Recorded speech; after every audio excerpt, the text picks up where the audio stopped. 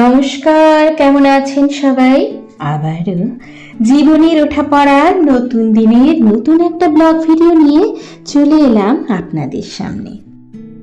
ভালোবাসায় মোড়া সাজানো গোছানো সংসার আমার ভীষণ পছন্দের। তবে সব কিছুকে আগলে রাখতে, সমস্ত কাজটা একা হাতে করতে অনেকটাই ধৈর্যের। চলুন সঙ্গে থাকুন, দেখতে থাকুন, আশা করছি ভালো লাগবে।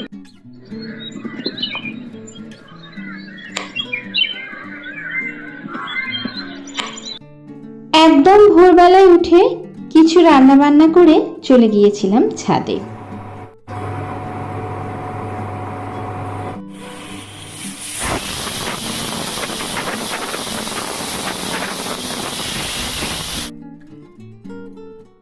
একেবারে ভোরবেলা উঠেই সবার প্রথমে একদিকে ভাত আর একদিকে ডাল আলু সেদ্ধ বসিয়ে দিয়েছি, কারণ আজকে থেকে বড় বেটুর পরীক্ষা শুরু।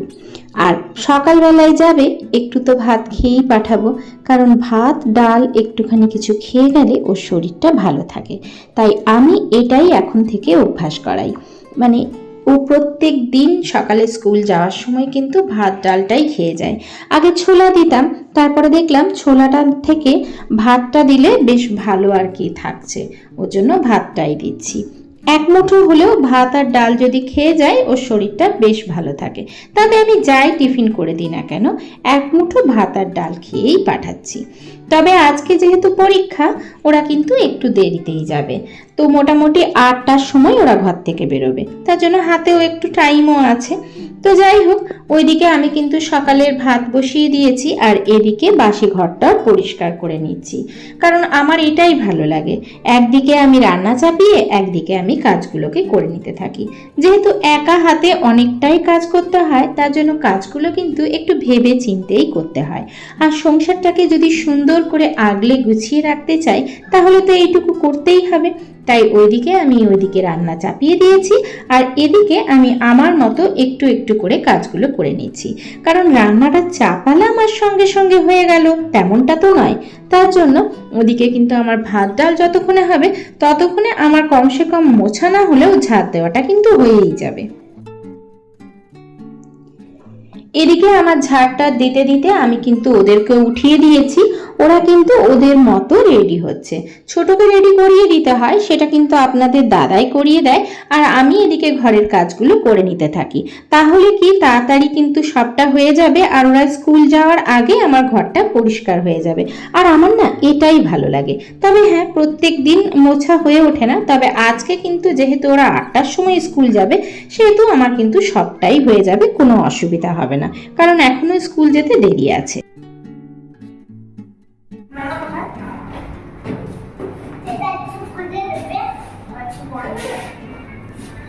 এসো এসো, বাই।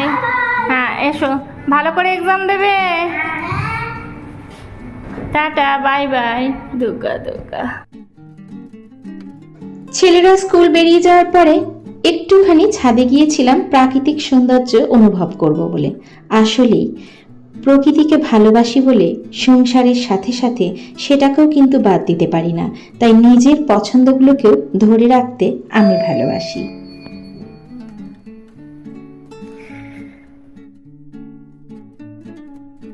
অনেকদিন খোঁজার পর পেয়েছি আজকে। কি পেয়েছো? তুমি যেটা বলছিলে ইঁচড়। আমার না ইঁচড় খেতে ভীষণ ভালো লাগে। কত নিল গো ইঁচড়গুলো? 100 টাকা। বাবা, এটা আবার কেমন?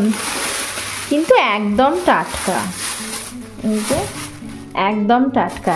এখানে ওই যে গাউটিরা নিয়ে বসে না, সেইগুলো মানে নিজেদের গাছ থেকে পেড়ে নিয়ে বসে, একদম টাটকা। এই যে কষ বেরোচ্ছে পুরো একদম। দুটোতে 100 টাকা নিয়েছে, ঠিকই আছে। যেখানে ইঁচড়টা খুব ভালো হয়, তো ইঁচড় খুব হয়, অনেক ইঁচড় গাছ আছে। আর এই যে আদা টাদা, দুটো ইঁচড় 100 টাকায়, ঠিকই আছে। আবার কি পাওয়া যাবে? আর এখানে প্রচুর ইঁচড় গাছ, অনেক বড় বড় ইঁচড় হয়। মাকে ছোট থেকেই দেখে এসেছি ভাবলাম এরকম ইঁচড়টা ভাবে তাড়াতাড়ি ইঁচড় কেটে কাটতে। নিই, ভাবলাম স্নান করতে যাবো, তো ইঁচড়টা কাটতে একদম যা অবস্থা। এই বটিটা ছোট না, এই যে ইঁচড় কাটার সব থেকে সহজ পদ্ধতি, এই যে এগুলো সব ফেলে দিতে হবে, পেছনের খোসাগুলো তো খুব ভালো করে ছাড়াতেই হবে, না হলে কিন্তু ভালো লাগবে না। আর হাতে তেল নিতে হবে, আর ওদিকে যে জলটা, সেই জলটার মধ্যে নুন হলুদ তেল দিতে হবে, তাহলে বাটিটা যখন মানে পরিষ্কার করা হবে না, বাটিটাও পরিষ্কার থাকবে। এই যে আমি একটু বড় বড় করেই কাটবো, ছোট ছোট আমার ভালো লাগে না, ছোট ছোট করে কাটলেও হয়, খুব বেশি ছোট করছি না, এই যে এইরকম করেই কাটছি। তো যে অংশটা এটাকে ফেলে দিতে হবে, আর পেছনের এইগুলোকে একদম খুব সুন্দর করে খোসাটাকে ছাড়িয়ে দিতে হবে, একদম খুব ভালো করে পরিষ্কার করে। ইঁচড় কাটাও হয়ে যাবে, হাতও একদম সঙ্গে সঙ্গে ঠিক হয়ে যাবে, মানে কি পরিষ্কার হয়ে যাবে, হাতে কিন্তু কোনো আঠা লাগবে না। এই যে আমি হাতে তেল নিয়েছি, কোনো আঠা কিন্তু লাগবে না। জল করে রাখলাম, একটুখানি তেল দিয়ে সেখানে ইঁচড়গুলো দিয়ে দেবো।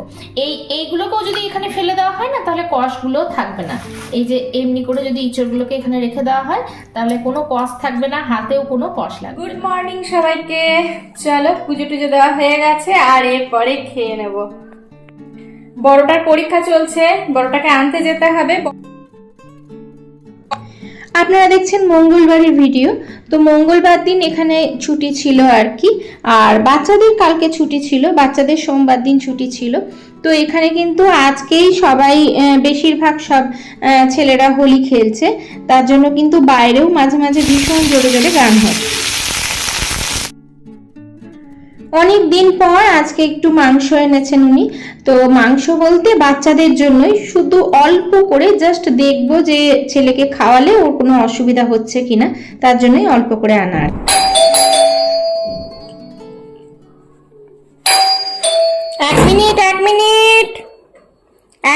এক মিনিট। এই যে আজকে দুজনে গেছে, একসাথে এসেছে। এই যে কেমন হলো সব?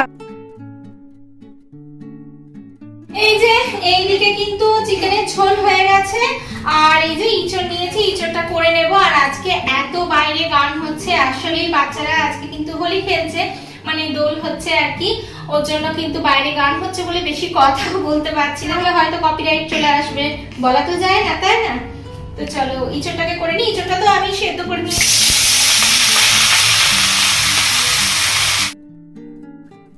ইঁচড়টাকে কিন্তু নুন হলুদ দিয়ে অল্প একটু সেদ্ধ করে নিয়েছি আগে। ফোড়নে দিয়েছি তেজপাতা, লঙ্কা, দারচিনি আর এলাচ।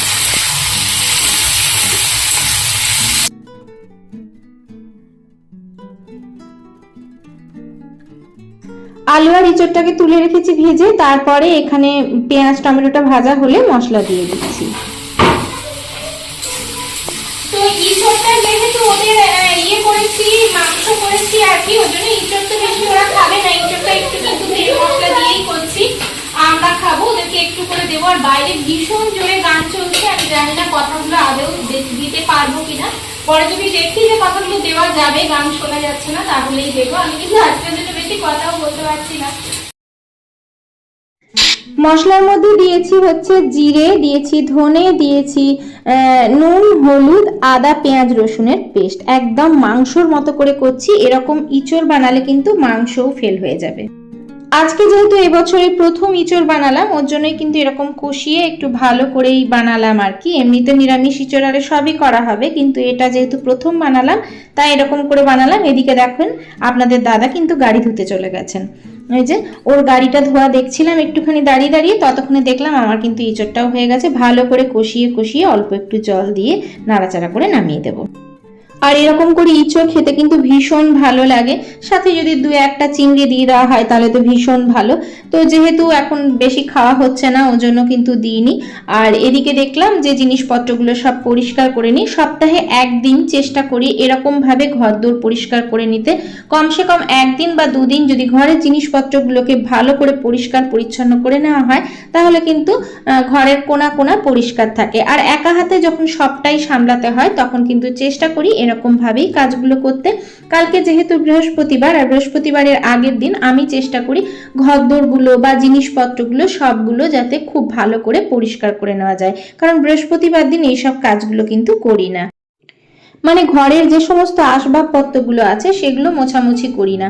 আর এই যে ঘরের যে সদর দরজা সেটাকে কিন্তু সবসময় পরিষ্কার পরিচ্ছন্ন রাখার চেষ্টা করি। তার জন্য কিন্তু মাঝে মাঝেই আমি কিন্তু দেখবেন, আপনারা যারা আমার ভিডিও দেখেন তারা কিন্তু দেখতে পাবেন আমি কিন্তু মাঝে মাঝেই ঘরের সদর দরজাটাকে পরিষ্কার করে নিই, যাতে ঘরের সদর দরজায় কোনো রকম ঝুল, নোংরা বা অপরিষ্কার না থাকে, কারণ এই দরজা দিয়েই আমাদের ঘরে কিন্তু মা লক্ষ্মী প্রবেশ করেন। ওদিকে বেশ কিছু জামা কাপড় ছিল, সেগুলোও দেখলাম শুকিয়ে গেছে, তাই তুলে আনলাম। কিছু কাপড় জামা ছিল, তো ভাবলাম চলো এগুলোকে আগে ভাঁজ করে নি। আর গরমে গরমে না ভাঁজ করলে বেশ ভালো আর কি। মানে একদম যদি ঠান্ডা হয়ে যায় না, তাহলে মনে হয় যেন কাপড় জামাগুলো জড়ো জড়ো হয়ে যাচ্ছে। ওর জন্য তাড়াতাড়ি করে ভাঁজ করে নি, সবসময় যদিও সম্ভব হয় না। বাইরে ভীষণ জোরে গান হচ্ছে, তার জন্য কিন্তু কথাগুলো দিতে পারলাম না, কারণ না হলে আপনারা কথাগুলো শুনতে পারবেন না আর গানের আওয়াজ আসবে, হয়তো কপিরাইট চলে আসতে পারে।